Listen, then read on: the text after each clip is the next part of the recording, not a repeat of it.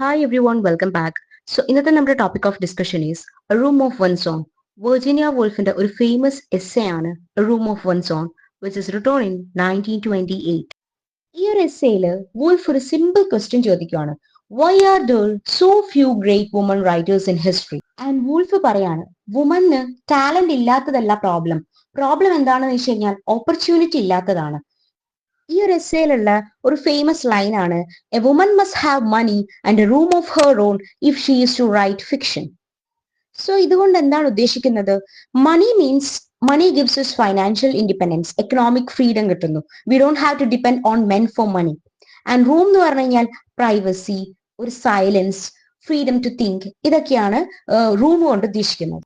സ്ത്രീകൾ പൊതുവെ full time domestic ഡ്യൂട്ടീസും കുട്ടികളെ നോക്കിയിട്ടും എന്തെങ്കിലും തരത്തിലുള്ള ഒരു ഇന്ററാക്ഷൻസിലായിരിക്കും അവരുണ്ടാവുക.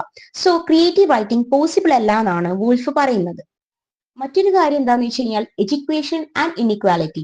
Virginia Woolf Cambridge University visit ചെയ്തപ്പോൾ അവിടെ മെൻസ് കോളേജ് എന്ന് പറഞ്ഞു കഴിഞ്ഞാൽ it is rich and comfortable, whereas women's college എന്ന് പറഞ്ഞു കഴിഞ്ഞാൽ പുവർ ആണ്, അത് റീസെന്റ് സ്റ്റാർട്ടഡ് ആയിട്ടുള്ള കോളേജ് ആണ്.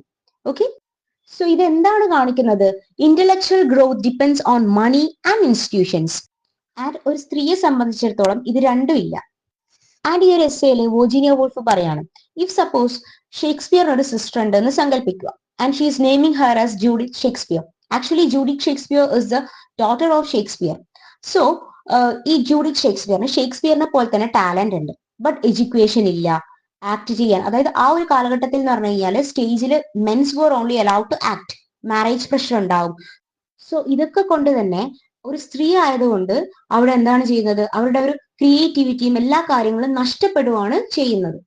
മറ്റൊരു കാര്യം വൂൾഫ് പറയാണ്, അതായത് ഒരു പുരുഷൻ, ഒരു മെൻ അവരുടെ ആ ഒരു വർക്കുകളിൽ വുമണിനെ എങ്ങനെയാണ് ഡിസ്ക്രൈബ് ചെയ്യുന്നത്? ഏഞ്ചൽസ് ആയിട്ടും മോൺസ്റ്റേഴ്സ് ആയിട്ടും ഗോഡസ് ഒക്കെ ആയിട്ടാണ്. വേറാസ് റിയൽ ലൈഫിൽ വുമൺ എങ്ങനെയാണ്? They are legally powerless, economically അവർ മെന്നിനെ ഡിപ്പെൻഡ് ചെയ്യുകയാണ് ചെയ്യുന്നത്. ഓക്കെ, ആൻഡ് ഇതൊരു പേട്രിയാർക്കിക്കൽ സൊസൈറ്റിയുടെ ഹിപ്പോക്രസി ആണ്. ആൻഡ് വെർജീനിയ വോൾഫ് പറയാണ് ചെയ്യുന്നത്, ഒരു വുമൺ റൈറ്റേഴ്സ് എക്സാമ്പിൾ ആയിട്ട് ജെയിൻ ഓസ്റ്റനെയും ബ്രോണ്ടെ സിസ്റ്റേഴ്സിനെയും എഫ്ര ബെന്നിനെയും ഒക്കെയാണ് ഇവിടെ ഉദാഹരണം കൊടുത്തിരിക്കുന്നത്. ഇവരുടെ ഒരു വർക്ക് എന്ന് പറയുന്നത് ദേഷ്യം. പക്ഷെ ഈ ഒരു ആങ്കറിൽ നിന്ന് വരുന്ന ഒരു റൈറ്റിംഗ് ആവുമ്പോൾ ആ ഒരു റൈറ്റിംഗ് കൂടുതൽ ലാസ്റ്റ് ചെയ്യുന്നില്ല എന്നാണ് വെർജീനിയ വോൾഫ് പറയുന്നത്.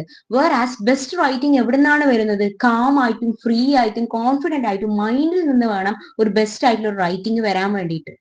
ആൻഡ് വെർജീനിയ വോൾഫ് ഇൻട്രൊഡ്യൂസ് ചെയ്യുന്ന മറ്റൊരു ഇമ്പോർട്ടന്റ് ആയിട്ടുള്ള കൺസെപ്റ്റ് ആണ് ആൻഡ്രോഗൈനസ് മൈൻഡ് എന്നുള്ളത്. സോ ആൻഡ്രോഗൈനസ് മൈൻഡ് എന്ന് പറഞ്ഞു കഴിഞ്ഞാൽ അത് പ്യൂർലി മെയിൽ മൈൻഡ് അല്ല, ഫീമെയിൽ മൈൻഡും അല്ല. സോ ഇതുകൊണ്ട് എന്താണ് ഉദ്ദേശിക്കുന്നത്? ഒരു നല്ല ഗ്രേറ്റ് ആയിട്ടുള്ള ഒരു ലിറ്ററേച്ചർ ക്രിയേറ്റ് ചെയ്യാൻ വേണ്ടിയിട്ട് ഒരു ജെൻഡർ ഹേറ്റഡ് ഇല്ലാത്ത മൈൻഡ് വേണം നമുക്ക്. സോ ബാലൻസ്ഡ് ആയിട്ടുള്ള ഒരു മൈൻഡ് വേണം. That is androgynous mind. So Virginia Woolf optimistic ആണ്.